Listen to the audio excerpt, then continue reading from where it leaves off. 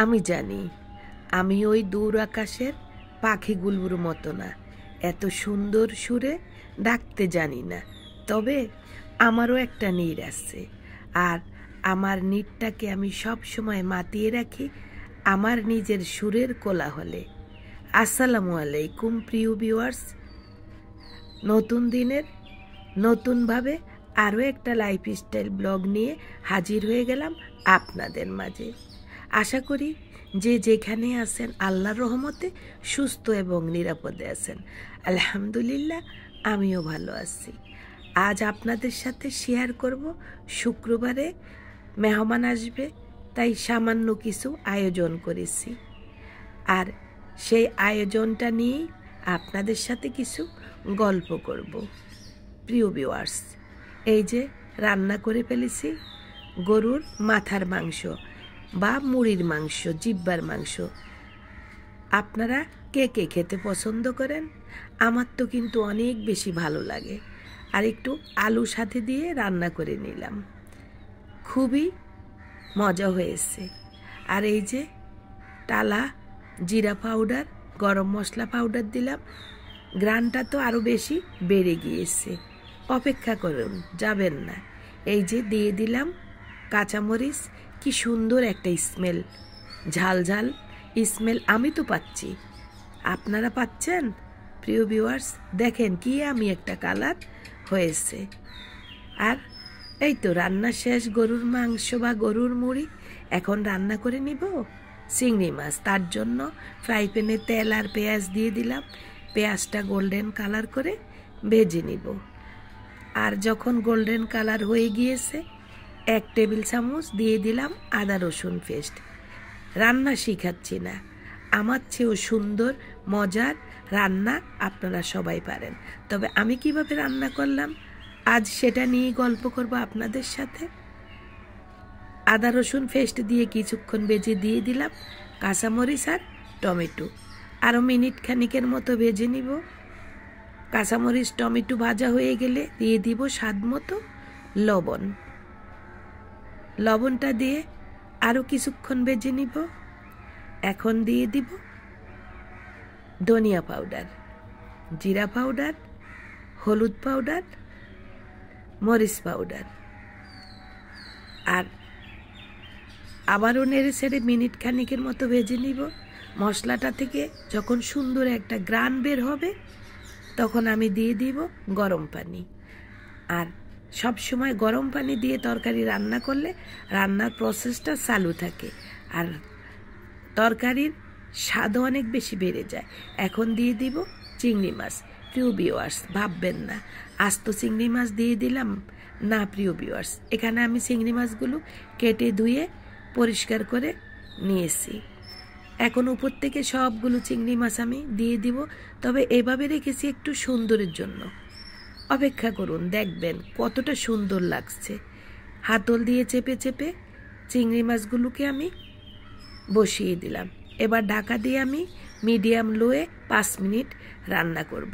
5 minute পর দেখেন, wow কি সুন্দর কালার চলে এসেছে। এখন হাতল দিয়ে উল্টিয়ে পাল্টিয়ে মশলার সাথে চিংড়ি মাছগুলো আমি মিশিয়ে দিব। চিংড়ি মাছগুলোকে আমি একদম ভাজা ভাজা করব না, একটু মাখা ঝোল রাখবো। কালারটা দেখেন প্রিয় ভিউয়ার্স। এভাবে আমি আরও মিনিট খানিকের মতো হাতল দিয়ে নেড়ে দিলাম। আমার চিংড়ি মাছ রান্না কিন্তু শেষ হয়ে গিয়েছে। উপর থেকে এবার ছড়িয়ে দিব ধনিয়া পাতা। কি আর বলবো, চিংড়ি মাছ তো সবার প্রিয় মাছ, আর তার উপরে ধনিয়া পাতার গ্রান আমার নাকে তো মৌ মৌ করে গ্রানটা ঢুকে যাচ্ছে। আর কখন খাবো ভাবছি, তাহলে আপনাদেরও দাওয়াত রইল। এই তো চিংড়ি মাছ কিন্তু রান্না হয়ে গিয়েছে। আর আপনারাই বলবেন কেমন কালার হয়েছে, দেখতে কেমন লেগেছে। প্রিয় ভিউয়ার্স, তাদের সামনে পরিবেশন করি সেটাই তুলে ধরলাম। চিংড়ি মাছ কিন্তু রান্না শেষ। এখন দেখেন কি, এটা হচ্ছে ছোট চিংড়ির শুটকি। এটাকে এখন আমি একটা কড়াইতে তেল দিয়ে লাল লাল করে মচমচে করে ভেজে নিব। এক কথায় চিংড়ি মাছের বালাসো।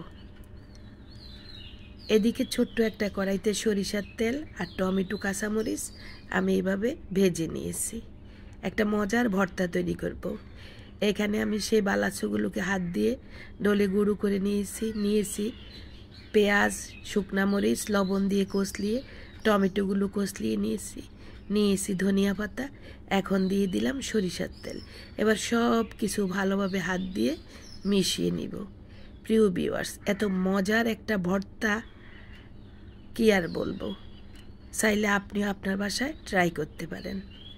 আর এই ভর্তাটা দিয়ে যদি ভাত খান, তৃপ্তি সহকারে খেতে পারবেন। প্রিয় ভিউয়ার্স, ভর্তা বানানো হয়ে গিয়েছে। আর সেই পুরনো কথা আরও একবার নতুন করে বলি, যদি ফেসবুক পেজ থেকে দেখে থাকেন আমার পেজ ফলো দিয়ে রাখতে পারেন। আর ইউটিউব থেকে যারা নতুন জয়েন করেছেন তারা আমার ইউটিউব চ্যানেল সাবস্ক্রাইব করে বেল বাটন অন করে রাখতে পারেন, যদি আমার ভিডিওগুলো আপনাদের দেখতে মন চায়। আর অলরেডি এই কাজটা যারা করে ফেলেছেন আপনাদের সবাইকে অসংখ্য ধন্যবাদ। প্রিয় ভিউয়ার্স, রান্নাবান্না শেষ, খাবার কিন্তু টেবিলে পরিবেশন করে ফেলেছি। আর মেহমান চলে এসেছে, এখন খাবে। তবে আমি কখনো মেহমানদেরকে খাবার টেবিলে বসিয়ে ভিডিও করি না, কারণ আমার খুব লজ্জা লাগে বা মেহমানের হয়তো আনিজি লাগবে। এদিকে আরও কিছু তরকারি রান্না করেছি, যেমন ডিম দিয়ে মাসকালের ডাল আর হচ্ছে তেলাপিয়া মাছের বারবিকিউ।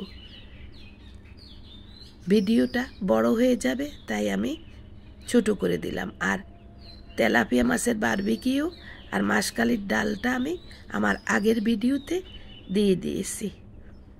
তাহলে প্রিয় ভিউয়ার্স, এতক্ষণ পর্যন্ত আমার সাথে থেকে যারা ভিডিওটা দেখেছেন বা এখন পর্যন্ত আমার সাথে যারা আছেন, ভিডিওর শেষে একটা শেয়ার দিয়ে অন্যদেরকে দেখার সুযোগ করে দিবেন।